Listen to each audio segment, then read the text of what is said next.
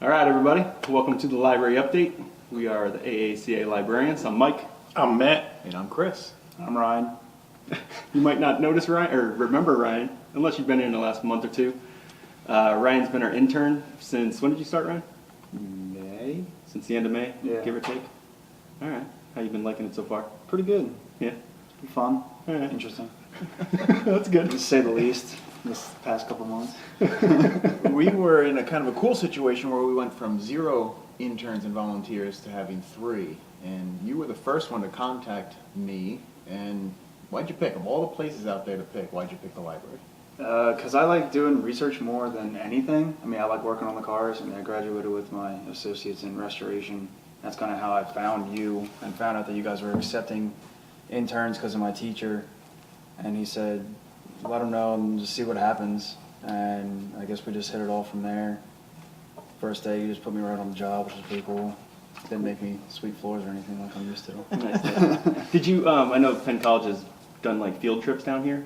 Were you part of those in the past? No, No, I've okay. never come to the. I actually never. I've been to the headquarters, but I never was over here. Okay. I was kind of peeked in, but never went in. Cool. First day I met you guys was the first day I was on the job, so Nice. that was kind of interesting. Nice. Not even a preview of what I know what his face is like or anything like that. Nice. So you've been doing a lot of stuff here besides scanning, since we know you hate that. What have you enjoyed doing while you were here? Going through the Dun O'Reilly stuff was pretty cool. My dad and me used to watch racing a lot, so it was neat to see the older stuff. And I like to watch the old vintage racing and just seeing the amount of history he had and basically going through his entire life. Nice. It was pretty cool. Yeah, there was a lot of stuff to process. It was so much. It was, So you had mentioned that you had never been here before prior to yeah, I was interning here? never here. So what did you expect when you came into the library? Like, what were you expecting this would be like? A lot of books. You weren't far off there. Yeah, we do have a lot of books. I didn't know, to be honest with you, what to actually expect. I mean, I had heard I was possibly going to be able to do research for people, but I didn't know exactly how that was going to entail. And I knew I was going to be doing stuff with the O'Reilly collection. I honestly didn't think I was going to be staying much after the O'Reilly collection was done, so thankfully I did. But I honestly didn't know what to expect besides there being a whole lot of literature and books and That's good. So what did you learn overall while you were here? Like, you didn't know what to expect. Yeah, were you surprised by what we had? yeah. Like I didn't what- know you had this much. Okay. And I didn't really realize what all entailed in Good. being. Hear that, people? If you've never been here, we have a lot more than you think. Ryan's going to spread the word, too. Yeah. All good things must come to an end. And so Sadly. we know, the 3 of us know that tomorrow is your last day. So what happens to Ryan on Thursday? What's your post-internship plans? You going back to school? Yeah, I'm going back for my bachelor's of business management and marketing at Penn Tech. Why? Want to open my own business, Okay. buy and sell cars. All right. So, Sticking with the cars. so 10 years from now, you see yourself where? Hopefully owning my own dealership. Nice. You'll still remember us, right? Oh yeah, I'll be back. I'll have to do research at some point. Good. What kind of cars you want to sell? Brass era. Really? I like the brass era. How's the market for that as a salesman? It's up right now. It's actually at its highest It's good. personally. Good. From good, what good. I've heard from and seen from auctions. Nice. So say you have this business that's doing well and someone offers you $3 million or something crazy to buy your little business. What do you go out and buy for yourself? Tucker. A Tucker? I think we expected that question. What else though? Sounds like is a Tucker really $3 million? Yeah. Is it really? It can be. I mean, they go anywhere from 1.8 to 3. Well, say you buy that $1.8 million one. What do you do with that extra mil? An Ash Healy. All right.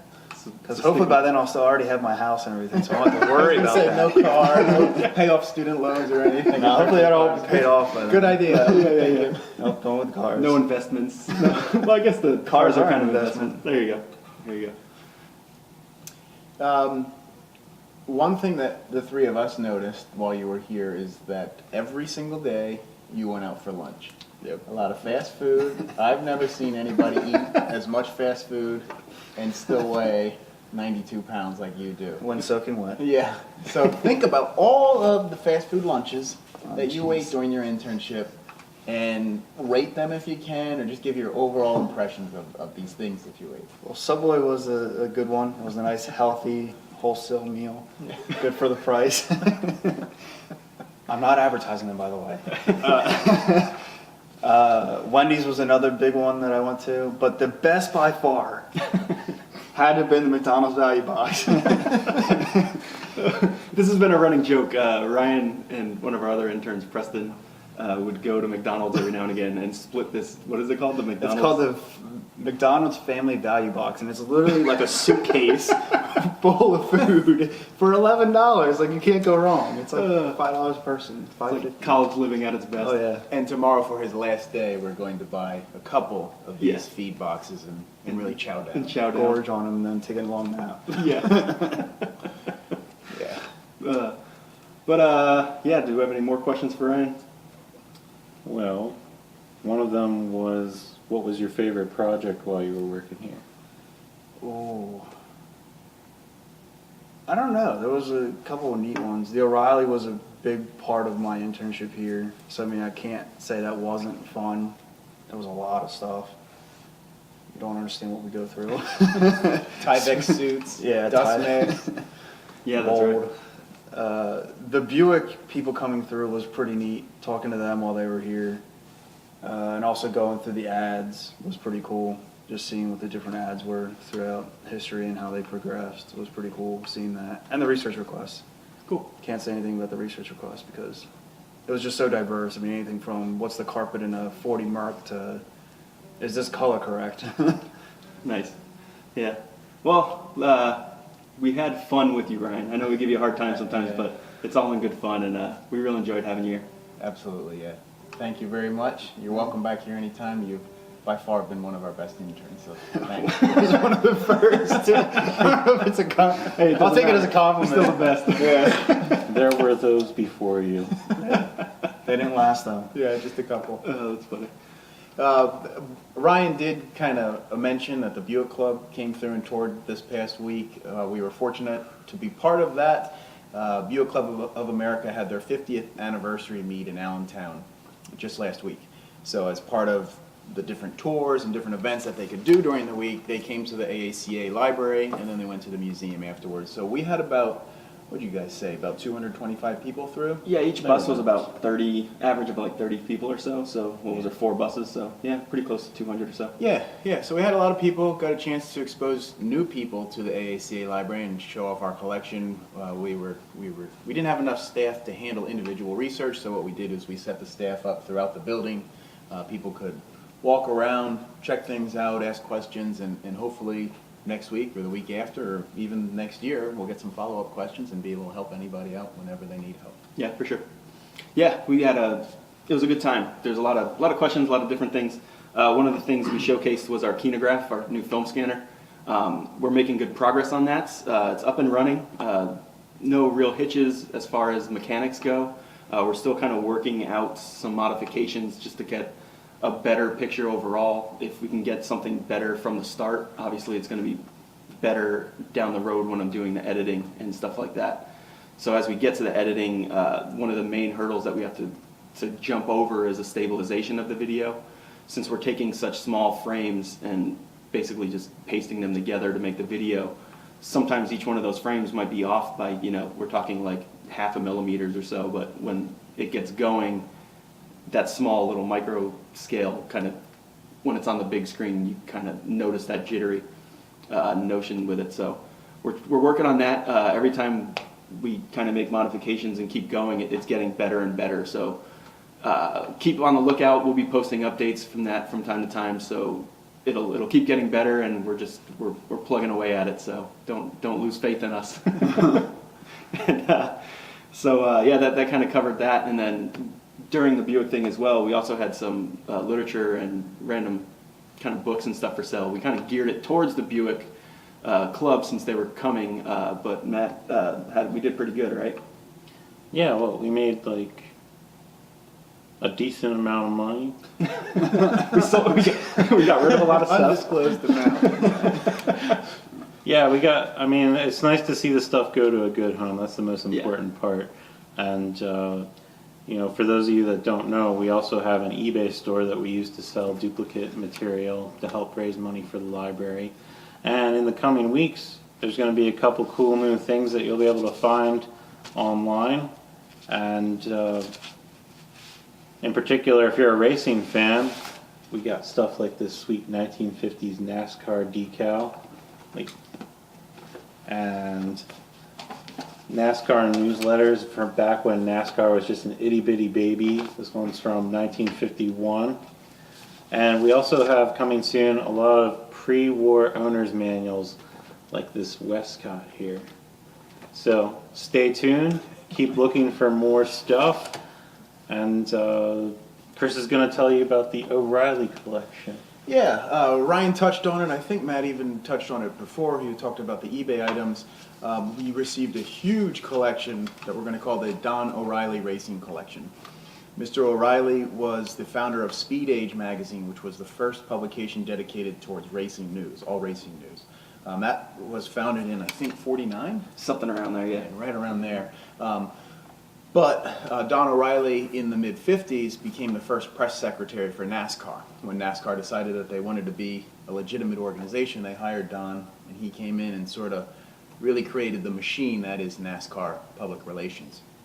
So the collection that we received is really a collection of anything and everything. Yeah. It covers His life. Yeah, Ryan can attest to that. That was one of It's the... his life. you probably still have some dirt underneath your Probably fingernails. dirt, and I don't even want to know what else. A dusty collection. And Yeah. inside that dust there were press releases, photographs, some pieces of literature, race programs, really unique pieces like early NASCAR entrance forms. You saw where like Ned Jarrett would fill out the form and he signed his name. You know, it was just low key. It's hard to imagine when NASCAR was just a fledgling organization, but most of the stuff that O'Reilly has comes from that era. Event programs, flyers, posters. It's a really cool collection. What we've done so far is done a very, very preliminary sort.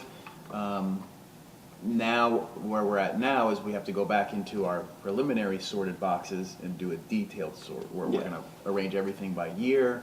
And I'm thinking that process is going to take probably a year from now before it's finally in a position to be cataloged on the shelf and readily accessible and easily accessible to the public. Yeah, there's just so much, not only stuff, but just different types of stuff as well. So it's a lot to process and kind of go through. Yeah. So it's going to be not tricky, but just a long process. Yeah, and we'll keep everybody posted, whether it's through this videocast or our AACA publications. If you can't make it, or if you can't follow us on any of those, and you can make it into Hershey, we do have a display case, don't we, Matt? Yeah, that's right. So as Chris mentioned, the past several months we've been doing the preliminary sort of the O'Reilly collection. And as we've been going along, we've been looking for neat little nuggets here and there that we could put in the case.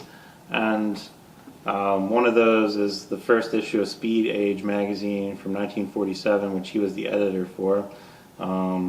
He really helped put racing into the mainstream. So we wanted to tell the story of his racing career with what we found, and you'll find all kinds of neat things in there, like because of his role, he came into contact with a lot of famous people. So there's like a photograph and a signed letter from 50s TV show host Ed Sullivan. A very early photograph from Carroll Shelby during his racing career, and he actually autographed that. And just all kinds of neat things like press armbands. So if you have a chance to swing by, definitely check that out.